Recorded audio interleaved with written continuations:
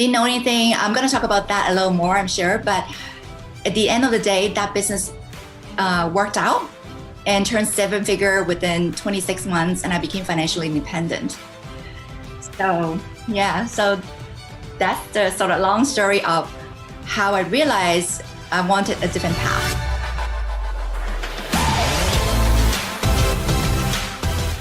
When did you know you wanted to do this, right?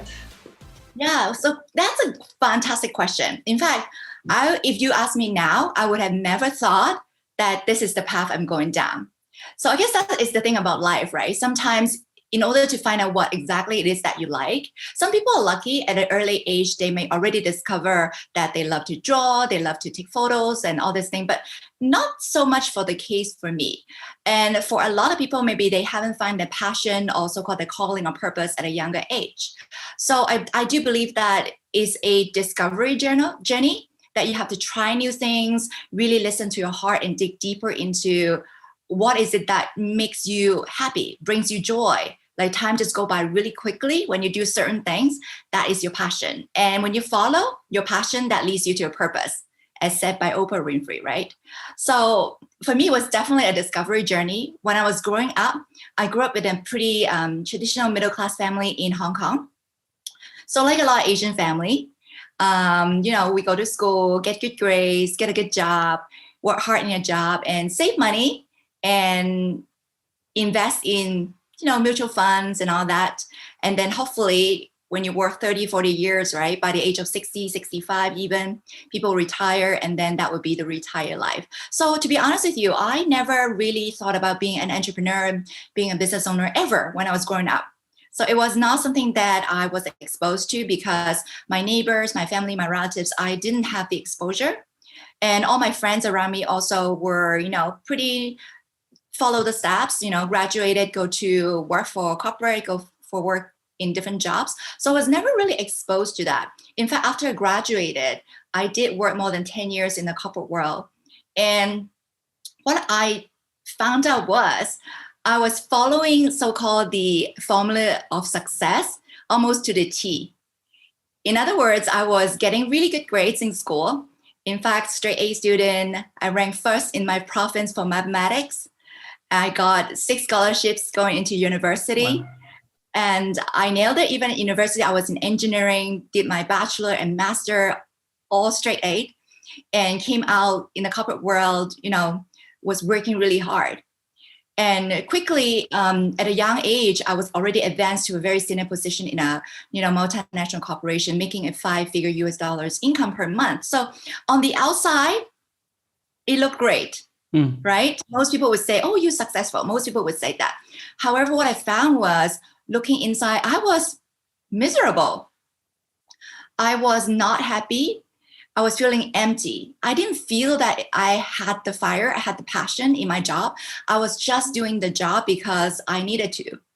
I needed to pay rent. I needed to, live. I needed to feel like it's the right thing to do because so-called society wants you to have a job. So it was sort of how I lived that more than 10 years. And every Sunday night, I would feel like so depressed because knowing that next morning I have to wake up and go to work. So I think that would be anybody who is living a job, working a job that they don't like, they probably felt the same thing. So I definitely don't think that I was alone, but yet most people would just continue to live that way for the next 30 years.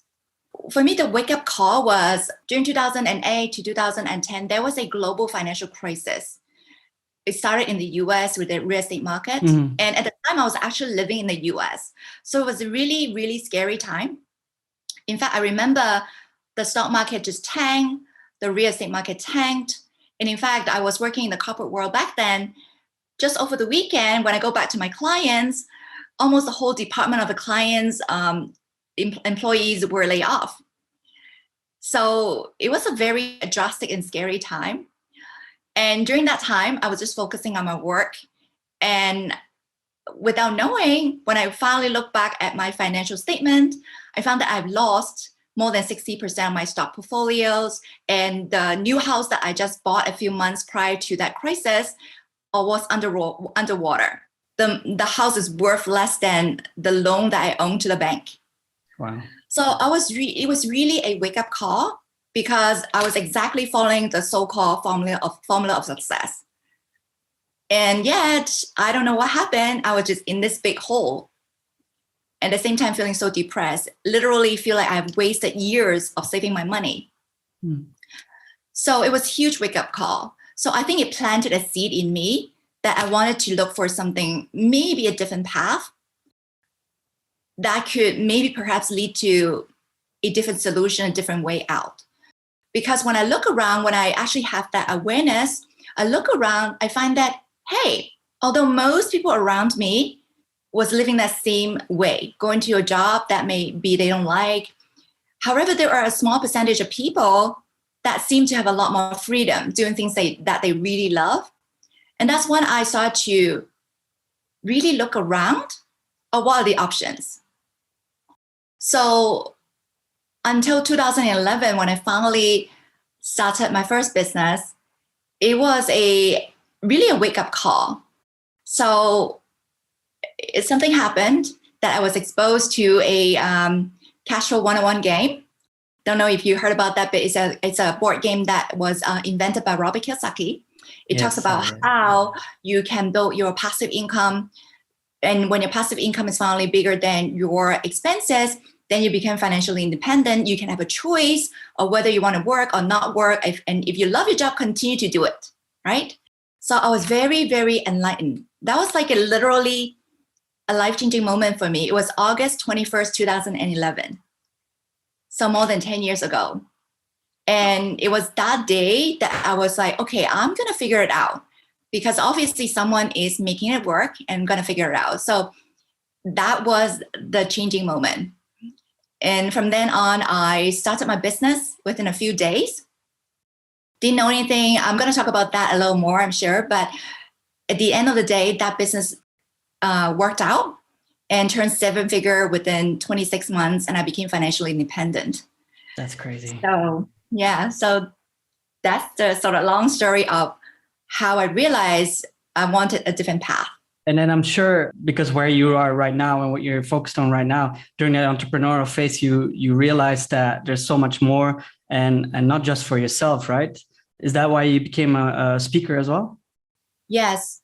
So it is a very interesting journey. Everyone that I talk to, if they ask me about my entrepreneur journey, I always say it's a self-discovery journey because you get to know so much about yourself.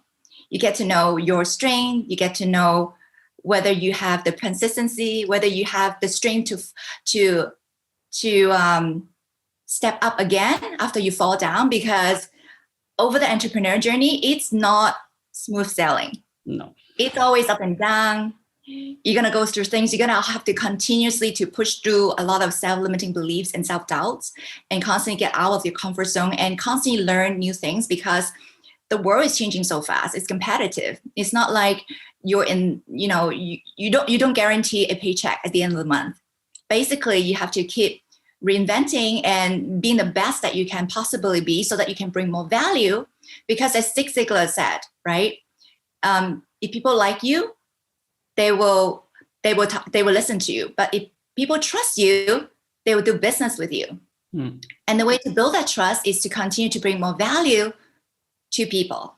And that is why being an entrepreneur, I believe, is so important to continue to learn, continue to grow yourself so that you can be a bigger person and always share that value, whatever that you're learning, whatever that you're doing, you think that you can contribute.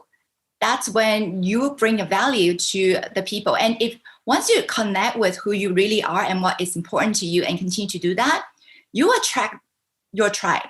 You attract the right people to you because you giving out your vibe, your value, and your stories and your basically your core values. People who believe in you and believe in the same thing as you, they want to listen to you. They will follow you. So that's how the whole thing turns out.